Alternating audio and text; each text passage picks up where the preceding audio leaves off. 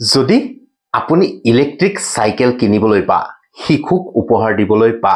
নিজৰ ব্যৱহাৰৰ বাবে পৰিকল্পনা কৰিছে তেন্তে জিঅ'ই ভাৰতত এনে এখন ইলেক্ট্ৰিক চাইকেল মুকলি কৰিবলৈ ওলাইছে যাৰ দাম কম হোৱাৰ লগতে ইয়াৰ ৰেঞ্জো বহুত বেছি হ'ব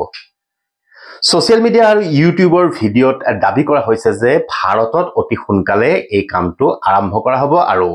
ইয়াৰ সৈতে কি বৈশিষ্ট্য বিচাৰি পোৱা যাব সমগ্ৰ তথ্য বিতংকে কোৱা হৈছে বহু ওয়েবসাইট আৰু ইউটিউব ভিডিঅ'ত দাবী কৰা হৈছে যে জিঅ'ই ভাৰতত ইলেক্ট্ৰিক চাইকেল বা বাইক মুকলি কৰিব পাৰে এই বৈদ্যুতিক চাইকেলৰ দাম 10,000ৰ পৰা 20,000 টকাৰ ভিতৰত হ'ব পাৰে এই বৈদ্যুতিক চাইকেলৰ ৰেঞ্জ এটা চাৰ্জত মানে একবাৰত 200 কিলোমিটাৰ পৰ্যন্ত হ'ব পাৰে আৰু ইয়াক এবাৰ চাৰ্জ কৰিবলৈ 1 ঘণ্টা 20 মিনিট সময় লাগিব পাৰে এই চাইকেলখন দুখীয়া আৰু এই সকল লোকৰ বাবে তৈয়াৰ কৰা হৈছে যিসকলে ইলেক্ট্ৰিক স্কুটাৰ বা পেট্ৰল চাইকেল কিনিবলৈ আশাবাদী মানে এক কথাত বাহনখন দুখীয়াৰ বাবে সুবিধা হ'ব পাৰে জিঅ' ইলেক্ট্ৰিক চাইকেলৰ বৈশিষ্ট্য আহি আছে জিঅ' কিছ ইলেক্ট্ৰিক চাইকেল যাৰ বহু বৈশিষ্ট্য আছে বুলি কোৱা হয় এই বিভাগটোৱে আমাক বহুতো অনন্য প্ৰযুক্তিৰ বৈশিষ্ট্য ইতিমধ্যে প্ৰদান কৰিছে যেনে মোবাইল ফোন সংযোগ sports scooter anti threat system digital instrument console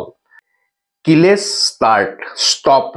DGPS আৰু বহুতো বৈশিষ্ট্য জিঅ'ৰ এই বৈদ্যুতিক বিভাগটোত দেখা যায় যিয়ে ইয়াক চলোৱাত যথেষ্ট সহায় কৰে আৰু যাত্ৰাটো আৰামদায়ক কৰি তোলে জিঅ'ৰ এই বৈদ্যুতিক ব্যৱস্থাৰ বেটাৰী ৰেঞ্জ কোম্পানীটোৱে শক্তিশালী হ'ব বুলি আশা কৰা গৈছে বা দাবী কৰিছে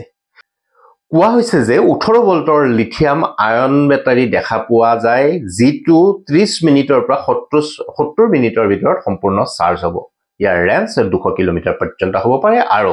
ইয়াৰ শীৰ্ষ গতিবেগ প্ৰতি ঘণ্টাত 40 কিলোমিটাৰ দৌৰিব পাৰিব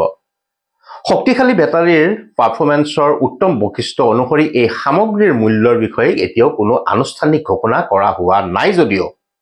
কোৱা হৈছে যে এই ব্যৱস্থা অতি অনন্য প্ৰযুক্তিৰ বৈশিষ্ট্য পোৱাৰ সম্ভাৱনা আছে ইয়াৰ মতে এই সামগ্ৰীৰ মূল্য 10,000 বা 20,000ৰ ভিতৰত হ'ব পাৰে